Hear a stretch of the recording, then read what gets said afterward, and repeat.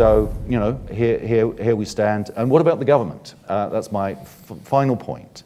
Up to and through our first report, the UK government's like, you might wonder, why is this an industry task force? Why it should be a government industry task force, shouldn't it? And the answer, of course, is yes. We went to the UK government before our first report and said, let's get together and study these concerns. We were told by senior officials, very senior officials in the then DTI, this is not a risk issue. There is no risk here. And the reason is there's 40 years of supply, the price mechanism will work. If supply gets short, the price will go up and people will go out and they will find and produce more oil. There is no risk here. So it's an industry task force, not a government industry task force. With the second report, to their credit, DEC got together with number 10 and said, well, look, we've got two groups of companies telling us very, very different stories.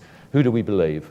And their head of international energy security turned up at the Royal Society at our reports released in February, as you may have seen in the media, and he said, well, we're just about to have a general election, but this is clearly a risk issue, and we're going to study it now. And so we hear from the coalition that there's going to be an energy security bill now, and so I think we're in a better place. But the final thought is about rates of mobilization. What this will come down to, if we have it collectively within us to respond to this threat proactively, personally I have my doubts about that, as you can imagine, but if we do, in our first report we look at the rates of mobilization, and if you're getting to 80% cuts in emissions for climate reasons by 2050, you're backing out of fossil fuels at something under 3% a year.